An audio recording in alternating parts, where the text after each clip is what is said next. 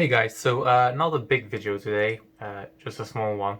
I'm just quickly going to talk about my race calendar. Like a lot of triathletes in the beginning, they often wonder what races to select and what's the best approach.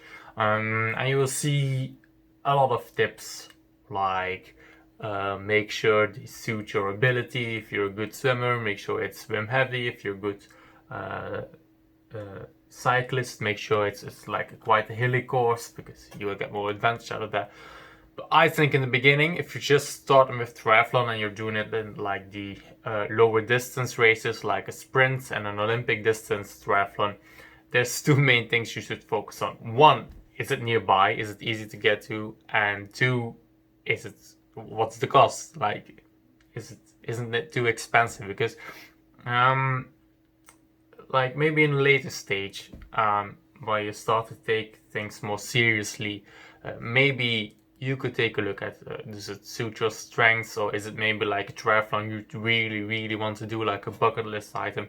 But in the beginning, I think all races should be like training, like you train to do a better race in the future, to get the feel of race day. And that's really like the idea I had when I made my race calendar. As a beginning triathlete, I didn't want to race too often, but just enough to really have like some experience from this season. So I selected 5 races.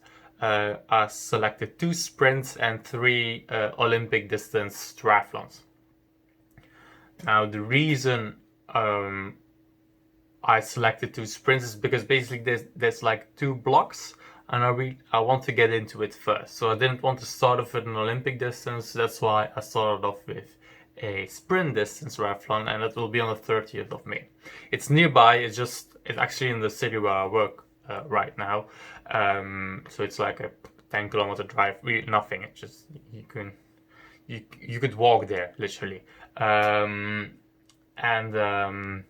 It's a sprint distance, just because I think every triathlete should start at a sprint distance. I was going to do sprints last year, but then Corona really messed everything up. So that's why I just started with a sprint. So then 2 weeks later, I will do my first Olympic, because that was the plan for this year, to only do Olympic distance races. But I have to mix things up a little bit. I didn't really want to make Corona give me like a real hard time and getting like behind on schedule, or like the schedule I have in my head, because for me the dream is to eventually do an Ironman. So every race I do right now is just training for an Ironman. And the training I was going to do sprints last year, Olympics this year. So now I just have a mix for this year, and then next year I just normally only have Olympics and maybe just a few sprints, because maybe I'll see the value of the sprint distance triathlons when I'm actually doing them. Lionel Sanders recently went back to sprint the triathlon training to improve his Ironman capability. So if he's doing it, why should I look down on the sprint distance triathlons? So I have one sprint distance. Then the weekend after, I have a Olympic distance, no, 2 weekends after, which is in my hometown. So that's actually like, I'm actually going to walk there. It's like not even a joke. I'm not going to take my car. Maybe I'll take my bicycle, but I won't have to move too far. And then there's a bit of a gap of like 1 month. And then again, I'll do a sprint to start like the second block of the season on the 11th of July. It's in a city a bit further, but not too far. Like 20-kilometer drive, maybe 25 kilometers. So that will lead me on to my second Olympic distance race 3 weeks later. And then another 3 to 4 weeks later, I have another Olympic distance race. And basically, the way I see it is like these first 2 blocks of a sprint Olympic, they're just training for that last race. I really want my last race to be my best race for this season. So that's how I basically selected my races. It's like I wanted my first race to be a sprint, distance, so I could get some experience in the triathlon world. Then I wanted it to like build up a little bit, like I wanted to be some space in between the races, so I could rest and I could like maybe peak like a second time. Although I don't think it will be much peaking for me this season. And then also it had to be nearby and it had to be cost efficient. All these courses basically look the same.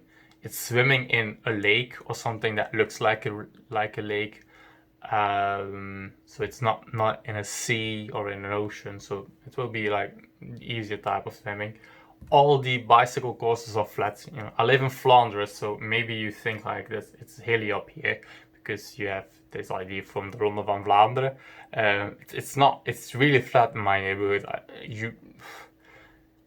I wouldn't even know where to find a climb nearby to practice hills. So yeah, it's all going to be flat cycling courses and flat run courses. And then yeah, the distances you can't really alter that. Like it's going to be 700 meters of swimming for the sprint and like around 1,500 meters of swimming for the Olympic distance, and then 2040 for the bike and 510 for the running. So can't really change that if you're doing it like this.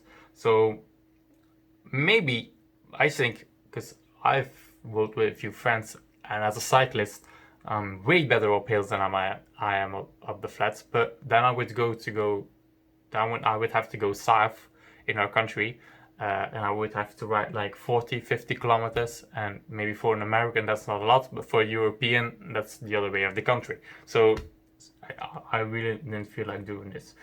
So that would be my advice. Make sure it's nearby, make sure it's as cheap as possible, and yeah, make sure there's like a logical order in it.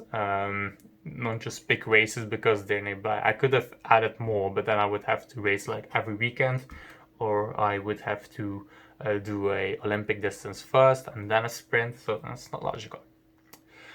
That's all I have to say, basically. So, short video. Next week, I will do my tests of the first video again. See how much I have improved. I actually have done a few tests already at the time of recording this. Not going to give anything away, but the results definitely are interesting. So, I hope to catch this one single viewer in the next video, and goodbye.